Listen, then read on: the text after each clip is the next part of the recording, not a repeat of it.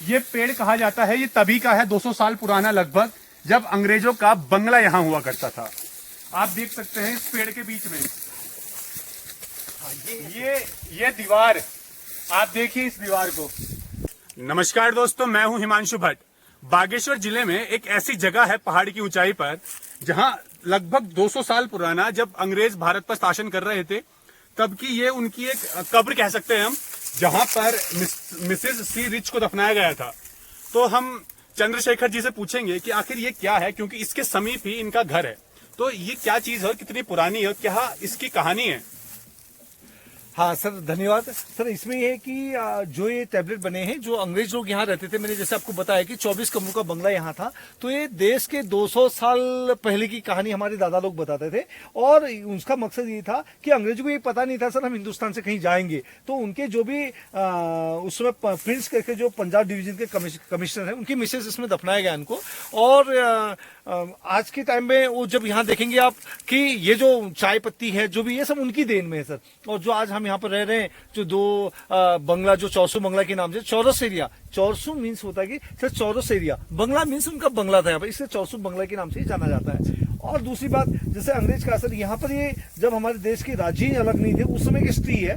उस समय देश में पंजाब डिवीजन के अंदर में आता सर, पंजाब डिवीजन में ये हमारा उत्तराखंड आता होगा, और उसी हिसाब से उन लोगों ने डेवलपमेंट यहाँ का किया है। और जैसे आप पानी का है, यहाँ उनका अलग से पानी पीने का अलग से स्थान था, उनका रहने का अलग था, उनके लिए देख रेख करने वाले सब डिफरेंट के लोग थे सर। तो इनकी विरासत बहुत बड़ी थी, और हो सके क्या पता इनके सहयोग से हमें भी आज कुछ न कुछ देखने को मिल रहा है। मगर तकलीफ ये है कि सर कोई अगर इनके जो वंशज है उन्हें पता चल जाए कि यहाँ पर है, तो उनका भी विकास हो जाए। हम चाहते हैं कि पुरातत्व विभाग आके इसके बारे में अगर छानबीन करे, कुछ तहकीकात करे, तो हो सके इनका डेवलपमेंट हो सके। ये हमारे पुरातत्व विभाग से भी एक प्रार्थना है सर। ये जो जगह है ये अभी भी अज्ञात है, शायद बहुत ही कम लोगों को, दुनिया वालों को इस बारे में पता होगा। और ये तो एक बड़ी कब्र है, इसके बगल में एक छोटी यहाँ पर भी है सर। एक्चुअली घास उगने की वजह से, घास उगने की वजह से अभी आपको ज्यादा दिखेगी नहीं, लेकिन हम सफाई करते हैं सर। तो सफाई करने के बाद फिर वही स्थिति हो जाती है। अभी इसमें तो किसी का नाम फिलहाल लिखा हुआ दिख नहीं रहा है। और ऐसे ही एक और है, वो यहाँ पर है, वो ये रही। ये 200 साल पुरानी बताई जाती है लगभग, लेकिन ना इस पे एक ईयर लिखा है कि कब की है, ना उस पे ना इस पे, लेकिन बताया जाता है लगभग 200 साल पुरानी ये है। यहाँ जहां मैं खड़ा हूँ, यहाँ पर ही जो मैंने आपको टैबलेट दिखाया था, हेनरी रिच, उनका यहाँ पर बंगला हुआ करता था। इस पूरे एरिया में उनका बंगला फैला हुआ था। बताया जाता है लगभग 24 कमरों का वो बंगला था। आज भी आप देख सकते हैं उसके अवशेष यहाँ पर मौजूद हैं। ये जो पत्थर है, पहले तो क्या होता था, ईंटें सीमेंट नहीं होता था, लोग पहाड़ में ही पत्थरों से घर बनाया करते थे, और उस पत्थरों के अवशेष आज भी यहाँ पर दिखते हैं। और इनमें से कुछ पेड़ तो लगभग उतने ही पुराने हैं, जो इस बात का प्रमाण देते हैं कि यहाँ पर 200 साल पहले भी कोई रहता था। अब हम आपसे जानना चाहेंगे कि अगर इस जगह पर उन्होंने घर बनाया था, बंगला था, तो यहाँ की ऐसी क्या खासियत है कि, क्योंकि सुना है यहाँ से चारों तरफ वादियों में काफी कुछ दिखते हैं ऐतिहासिक स्थल। बिल्कुल सर। तो उसके बारे में कुछ बताइए सर। यहाँ पर जो प्रिंस जो हमारे यहाँ पर रहते हैं, ये रिच फैमिली जो यहाँ रहती थी, इनके 24 कमरों का घर यहाँ पर उनका था।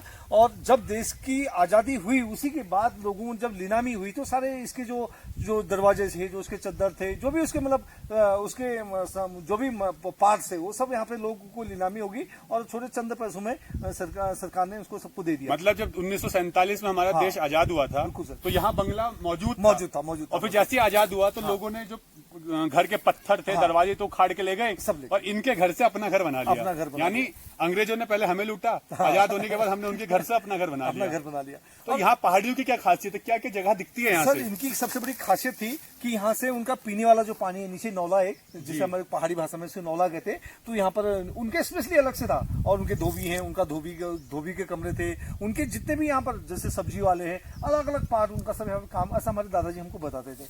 और दूसरा, जैसे ऑल सराउंडिंग एरिया के राउंड सर्कल आप देखेंगे, जैसे कौसानी से अगर मूव करेंगे, कौसानी से ऐसे ग्वालदम होते हुए लेके हिमालय, त्रिशूल, पांडव स्थल से लेके, कौरव स्थल से लेके, यहाँ से गगनचूली पर्वत से, कुकुड़माई मंदिर से लेके, बागेश्वर से लेके, कपकोट, शिखर भनार से लेके, ये बेल्ट फिर वही कौसानी में टच हो जाता है। अच्छा, मतलब ये कौसानी, ग्वालदम, ये सारी चीजें होगी, पूरा गोल सर्कल है यहाँ पे, ऑल सराउंडिंग राउंड सर्कल। मतलब एक तरीके से कहा जाए तो पूरे कुमाऊं का रीजन यहाँ से सेंटर से दिखता है। बिल्कुल बिल्कुल, ये रीजन ही था सर। गढ़खेत से जब हमारे कहते थे, हमारे दादाजी कहते, जब अंग्रेज लोग गणखेत में रहते थे तो और कौसानी में रहते थे और यहाँ चौसू बंगला में रहते थे, तो जब डाक लाने जाते थे तो डाक से पहले गणखेत की डाक यहाँ आएगी, यहाँ की डाक फिर वहां जाएगी, कौसानी जाएगी। एक तरीके से सेंटर था, ये सेंटर था। तो एक इस टाइप से यहाँ पर बहुत बड़ा उनका विरासत था और जो आज की डेट में ये खंडहर में तब्दील है।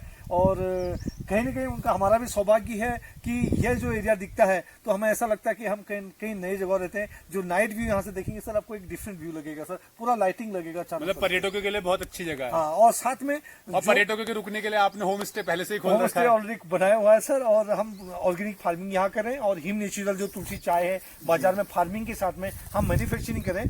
आप देख सकते हैं कि ये आज भी अवशेष मौजूद है। ये पत्थर है, ये पत्थर आप देख सकते हैं, ये उसी बंगले के पत्थर है जो आज से लगभग 200 साल पहले शायद यहाँ पे बना होगा, जिसमें मिस्टर हेनरी रिच रहा करते थे। इसी तरह से ये सारे अवशेष है जो आज भी आपको उस जमाने की याद दिलाते हैं जब अंग्रेज भारत पर राज किया करते थे और उत्तराखंड की इन वादियों में रहा करते थे। वैसे तो इस स्थान को एक प्राकृतिक पर्यटन स्थल के रूप में विकसित किया जा सकता है, लेकिन इसकी तरफ उत्तराखंड सरकार को ध्यान देना होगा, पुरातात्विक विभाग को ध्यान देना होगा। और ये पेड़ भी शायद उसी जमाने के हैं। अब ये मैं आपको एक पेड़ दिखाता हूं। ये पेड़ कहा जाता है, ये तभी का है 200 साल पुराना लगभग, जब अंग्रेजों का बंगला यहां हुआ करता था। आप देख सकते हैं इस पेड़ के बीच में ये दीवार, आप देखिए इस दीवार को, ये दीवार प्रमाण है उस बात का कि यहाँ पर बंगला हुआ करता था। ये उसी दीवार के अवशेष आज भी मौजूद हैं।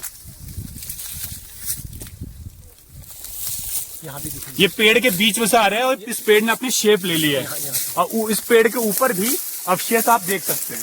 ये दीवार थी उनकी सर, यहाँ इस तरह की दीवार थी, ये पेड़, ये दीवार था ये सर, ये है। आप देख सकते हैं कहां तक ये दीवार पहुंची है और किस तरह से इस पेड़ ने अपनी एक शेप ले ली है उस दीवार के ऊपर ही। दीवार बन गई सर,